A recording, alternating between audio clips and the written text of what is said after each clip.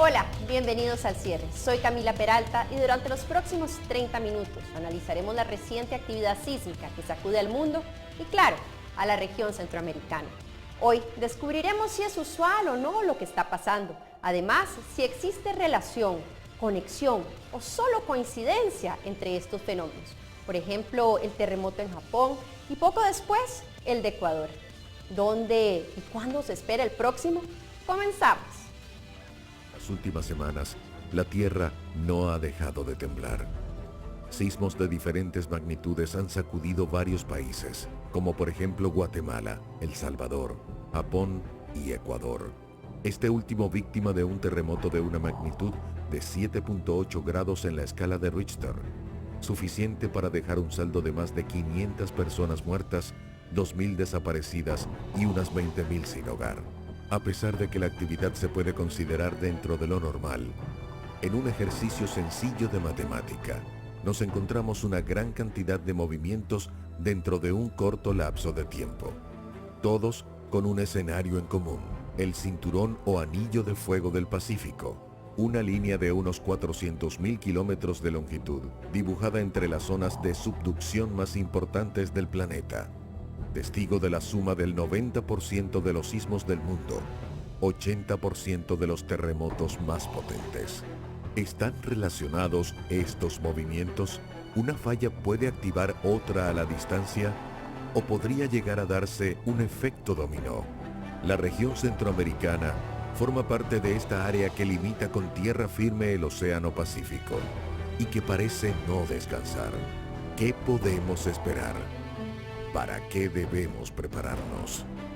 ¿Qué pasa bajo la tierra en Centroamérica? ¿Y cómo podría llegar a traducirse esto en una escala que mide desde una pequeña sacudida hasta un terremoto devastador? Más fuerte, Mario. Tranquila. ¿Qué está ocurriendo? Ya, tranquila. Hoy, en Al Cierre, la tierra tiembla.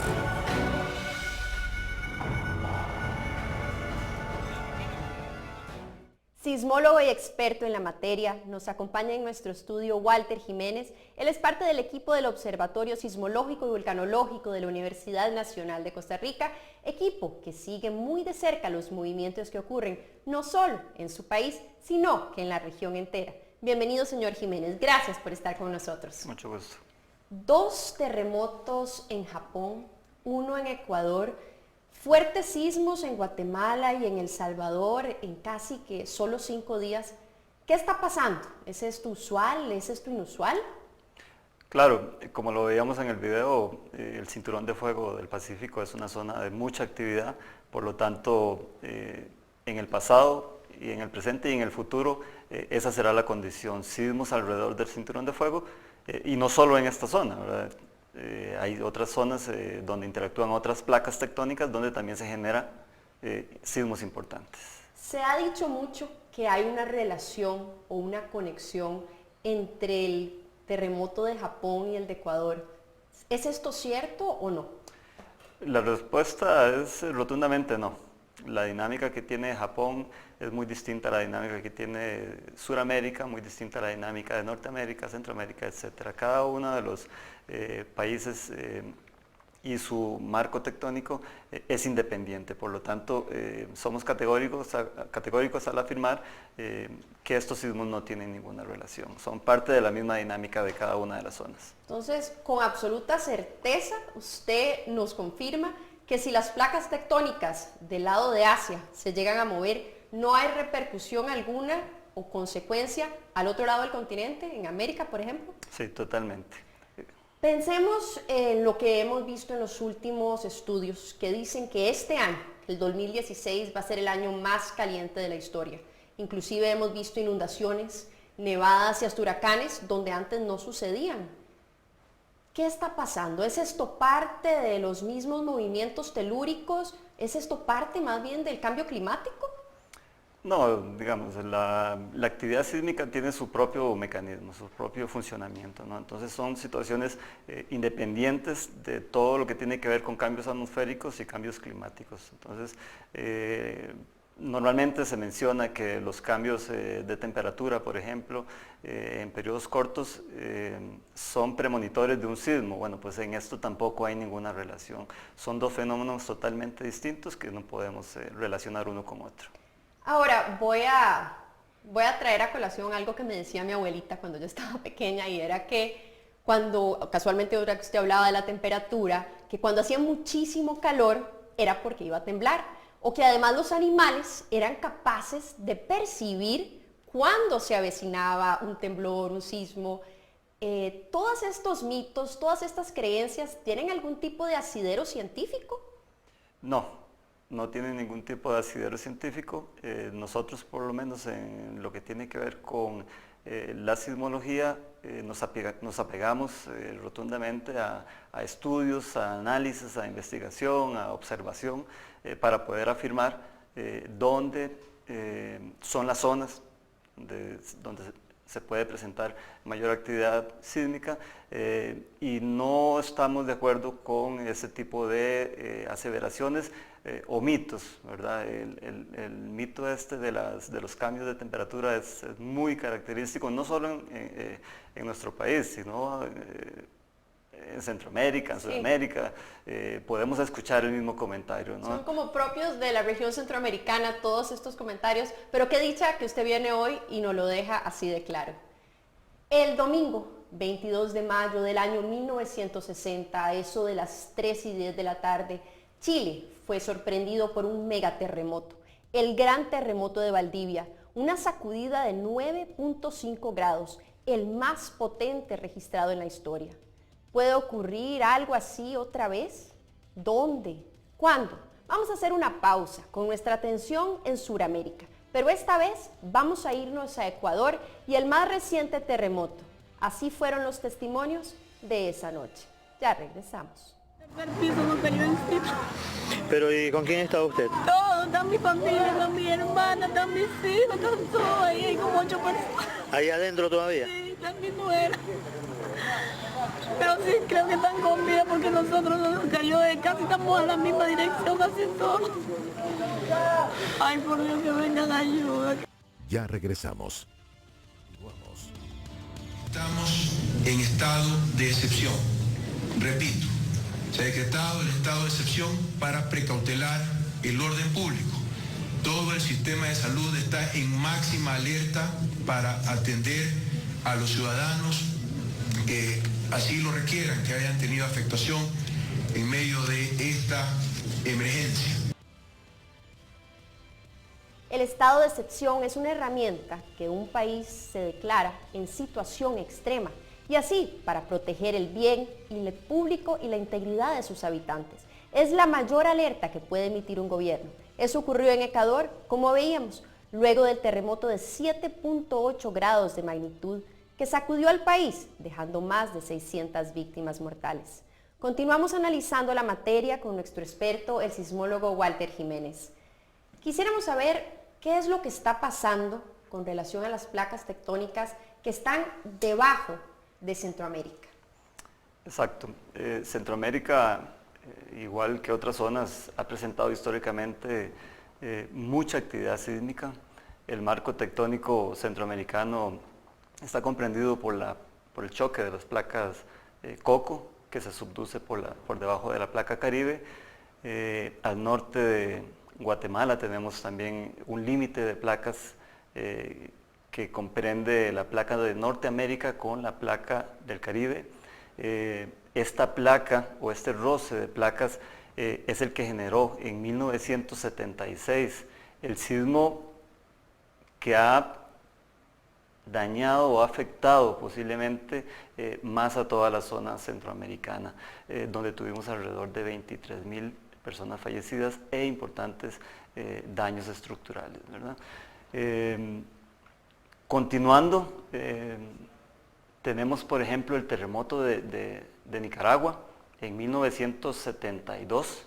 ¿También? Es un terremoto que se produce por un fallamiento local y se produce justo debajo de Managua, Nicaragua, justo debajo de la capital. Igual hablamos, dependiendo de la fuente, hablamos de 10.000 a 20.000 personas fallecidas. Tenemos los terremotos de El Salvador, 1986, un sismo que también se da cerca de la capital, cerca de San Salvador, y que produce alrededor de 1.500 personas fallecidas. Tenemos los de Nicaragua, de 1992, por ejemplo, mencionaba el de 1972 también, que fue un sismo importante, y tenemos los de Costa Rica. Son sismos que históricamente han producido también daño importante. El de 1910 en la ciudad de Cartago, que prácticamente destruye la ciudad, y se habla de 400 a 700 personas fallecidas. Ahora, cuando hablamos de estos sismos y particularmente los de la región, entendemos que estos sismos se dan, digamos, de manera horizontal, por ponerlo así, o de manera vertical. ¿Cuál es específicamente el movimiento que se está dando en ese choque de placas? Sí, la dinámica varía un poco, depende un poco de donde esté la gente, del tipo de suelo, etcétera, ¿no? Entonces algunas personas lo van a percibir como un movimiento hacia arriba, otros van a percibirlo como un movimiento hacia los lados. Es más que todo entonces una percepción. Exactamente, precisamente es como una percepción de la población. Según estuve leyendo, varios investigadores de la Universidad de Oxford lograron llegar a la conclusión de que cuando hay un terremoto de cierta magnitud, los volcanes en los alrededores se pueden poner activos. ¿Querrá esto decir que el volcán Irazú en Costa Rica o el volcán San Cristóbal en Nicaragua en cualquier momento se pueden despertar? Bueno, en el caso particular de Costa Rica, cuando tuvimos el terremoto de 1991 en Limón, lo que sí observamos fue una activación de la sismicidad en las proximidades del volcán Irazú. Igual lo vimos con el terremoto de Nicoya en el 2012, donde algunos fallamientos locales próximos al volcán Irazú también se activaron. Entonces, hemos visto ese tipo de comportamientos, ¿no? Que digamos que hay alguna relación, por lo menos en la parte sísmica, que produce un sismo importante, de magnitud importante, sobre la actividad de un volcán, actividad sísmica de un volcán. Ahora, si pensamos que efectivamente los terremotos de los últimos años no es el gran terremoto que se pronostica, sino que ese todavía está por venir, y yo creo que no es en son de alarma, sino que en son de estar preparados.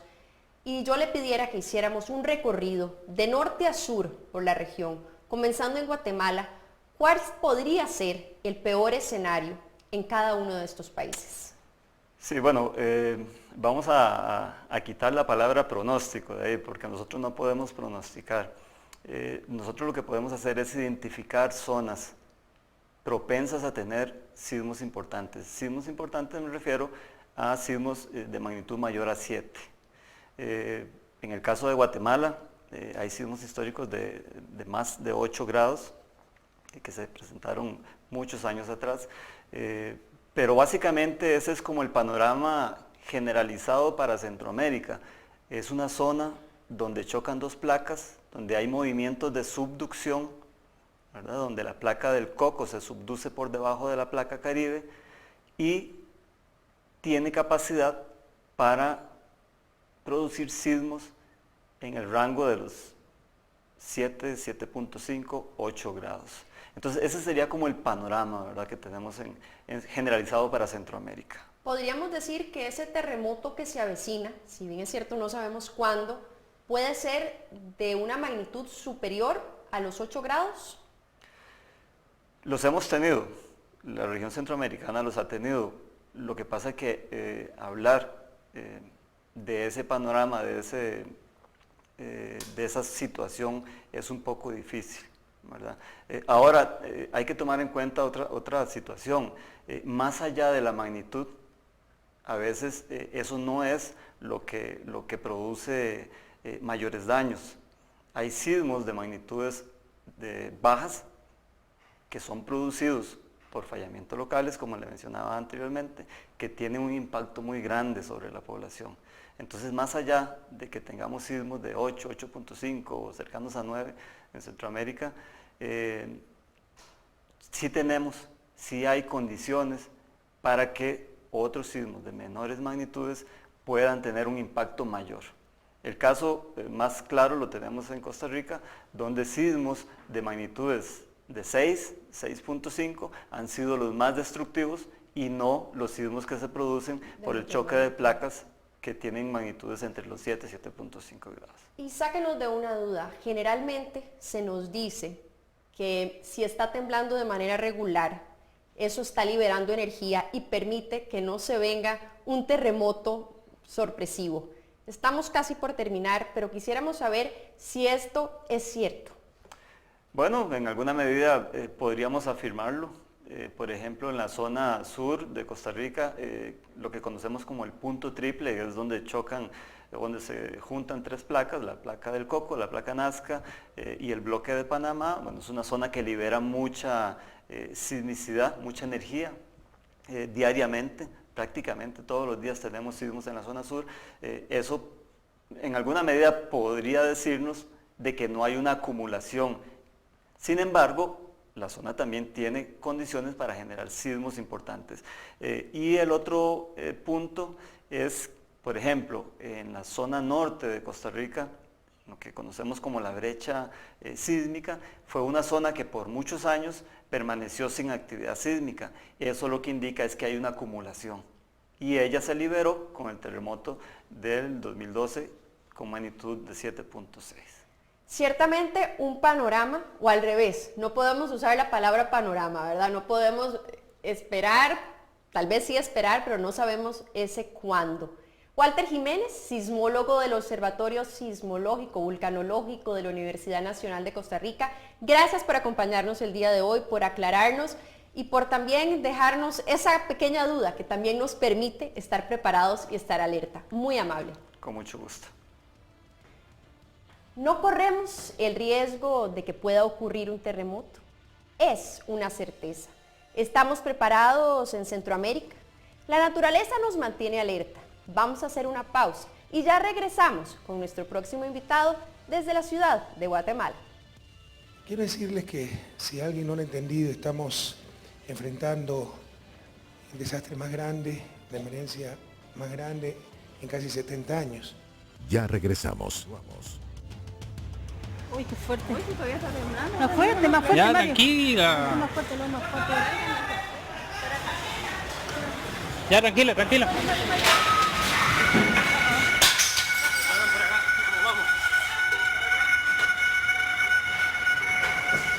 Ya, tranquila, cuidado, fírmate. Luego del terremoto nos llega la calma. Las autoridades deben ejercer una serie de medidas, de respuestas, ante posibles alertas de tsunamis o deslizamientos de tierra, evacuar a miles de personas mientras se atienden heridos e infinitas situaciones. Como veíamos, el terremoto en Coquimbo, Chile, de 8.4 grados del año 2015, provocó la evacuación de alrededor de 1 millón de personas. Solo hubo 15 víctimas mortales. ¿Pasaría lo mismo en Centroamérica? Desde la capital de Guatemala, vía Skype, nos acompaña David de León, de la Coordinadora Nacional para la Prevención de Desastres. ¿Cómo le va, señor León? Un gusto tenerlo con nosotros. Un gusto compartir con ustedes también. Hace poco escuchábamos qué podía pasar en la región y por eso, si fuese el caso de un terremoto de una magnitud de más de 8 grados, ¿cómo se prepara Guatemala para esto? Bueno, Guatemala históricamente ha tenido eventos que han sobrepasado, que han sido arriba de los 8 grados. Esto pues, hace aproximadamente unos 50, 70 años.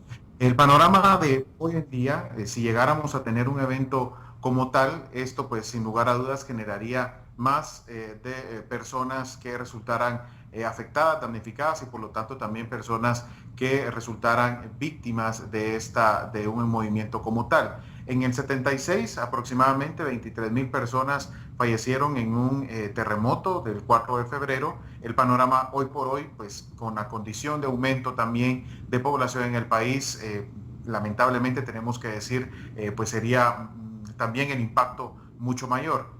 Actualmente Guatemala pues ejecuta una serie de normas de reducción de desastres que lo que buscamos es que la población pues esté preparada ante este tipo de eventos, que la población conozca sobre los mecanismos de protección que es necesario implementar y también conozca cuáles son las acciones que las instituciones estarían realizando, sin dejar también por un lado la responsabilidad que cada uno como población pues también tiene en esta parte de preparación ante eventos sísmicos que podrían presentarse en el país. Justo sobre ese punto, pareciera que por un lado ustedes están muy atentos, tienen distintos protocolos a ejecutar, pero hace poco el vicepresidente actual de Guatemala, Jafet Cabrera, dice abiertamente y públicamente que Guatemala no está preparada para un terremoto. ¿Cómo se deben interpretar estas manifestaciones? Bueno, es que ningún país del mundo está preparado al 100% para eventos como tal. Hemos visto la respuesta que han dado países como Japón o Chile, que tienen un nivel de preparación bastante alto, pero luego vemos eventos que se han presentado en Estados Unidos, por ejemplo, tal vez no eventos sísmicos como tal, sino que algunos huracanes, pero en el caso de la región centroamericana y el caso específico de Guatemala, consideramos que estamos, en el caso también de las instituciones, más preparados o mejor preparados que en el 76. Claro, acá tiene que ser un aspecto a nivel global, algo integral, lo que se ha estado hablando a nivel internacional, el tema de la gestión integral para la reducción de riesgos a desastres. Ningún país del mundo puede estar preparado, pero en el caso de Guatemala y la región centroamericana, estamos siempre en la búsqueda de estar preparados ante este tipo de eventos y no enfocados únicamente en la respuesta, que la respuesta es tal vez lo que vende más, podríamos decir, o tiene mayor visibilidad a nivel internacional o a nivel nacional, sino que también se trabaja en acciones de prevención para que al momento que llegara a presentarse, la población pues conozca sobre estos mecanismos. Pero sí, ratificando esta situación, consideramos que estamos mejor preparados que el 76 y hay esfuerzos a nivel regional también para estar siempre preparados, saber qué hacer, una serie de protocolos y medidas a nivel regional que se pueden implementar ante este tipo de situaciones.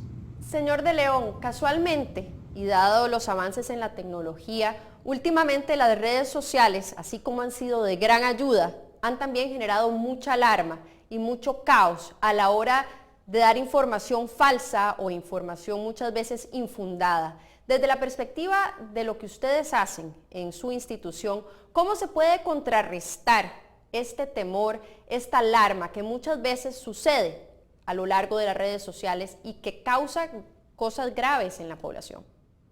Bien, como usted muy bien lo dice, las redes sociales han servido para acercar personas, brindar información que antes pues no se daba de una forma tan rápida, 30 segundos, ya se conoce a nivel internacional la noticia. En el caso de Guatemala específicamente, las redes sociales, en el caso también de Conred, un aliado importante para poder trasladar información, pero también hay personas que por el acceso que se tiene a través de redes sociales, a través de diferentes herramientas que también están a disposición en el internet, muchas personas dan también recomendaciones, incluso se dicen llamar expertos en tal y tal tema, pero sin lugar a dudas, en el caso de Guatemala lo que ha hecho es siempre recomendarle a la población, a medios de comunicación, que la información oficial se traslada por los diferentes canales que las entidades responsables, en este caso Conred en Guatemala, el sistema, por ejemplo, sismológico, el servicio sismológico también como INSIBUME, pues están trasladando a través de redes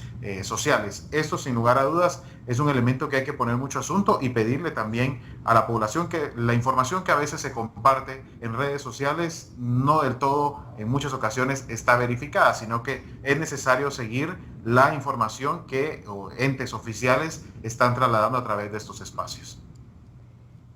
¿Qué avances han tenido en el tema del código sísmico a nivel de construcción? Bueno, Conred ha implementado normas de reducción de desastres, son 4 normas las que ya están hasta este momento publicadas y que tienen todas las personas, las organizaciones, cumplirlas. Una de estas normas es la norma número 1 que habla sobre las obras que son identificadas como esenciales e importantes. Puentes, escuelas, también hospitales tienen que estar pues al momento de llegar a un evento como esto en pie para poder atender a las personas que resultan afectadas. La norma 3 habla sobre los tipos de materiales de construcción que tienen que ser de la calidad que es, que muchas veces sucede que los constructores, por ejemplo, con tal de ahorrar un poco en cierto material, utilizan material que no es el debido para este tipo de construcciones. Y también tenemos una norma de reducción de desastres que utilizamos en edificaciones de uso público, oficinas, centros comerciales, que se tenga rotulación, puntos de reunión, rutas de evacuación, planes de respuesta que antes no existía o que no le ponían importancia como tal. Hoy por hoy esto tiene que ser de cumplimiento obligatorio para todas las personas y se han brindado capacitaciones también en centros escolares, en edificaciones de uso público, en oficinas. En fin, es parte del compromiso de lo que nosotros hemos estado llevando. Y tal vez puede que, como ocurren eventos fuertes, como el caso de Ecuador, lamentando este hecho importante, también el caso de Japón, Guatemala ha tenido muchos eventos sísmicos en los últimos 10 días, por ejemplo. Entonces, eso conlleva también a que la población esté atenta a una serie de mecanismos que están. Pero más allá de recordar los eventos sísmicos, cuando se tienen estas condiciones, de recordar que nuestro país es altamente sísmico, es un nivel de preparación que tiene que estar constantemente. Tenemos que considerarlo siempre en todas las actividades. Y no es hablar de temor, simplemente tener claro cuál es el panorama de nuestro país. David de León, de la Coordinadora Nacional para la Prevención de Desastres en Guatemala, gracias por estar hoy con nosotros. Gracias a ustedes, un gusto. No es para crear alarma, pero va a ocurrir un terremoto. ¿Dónde y cuándo? No lo sabemos. Pero como pasa, por ejemplo, en Chile, en Japón, en Centroamérica, debemos estar preparados para un antes, un durante y un después de un movimiento que no solo sacude el suelo, sino vidas. Centroamérica dibuja parte del anillo o cinturón de fuego, esa circunferencia imaginaria que nos indica que la Tierra está viva, se sigue desarrollando, moviendo. La Tierra tiembla. Soy Camila Peralta y el cierre está en sus manos.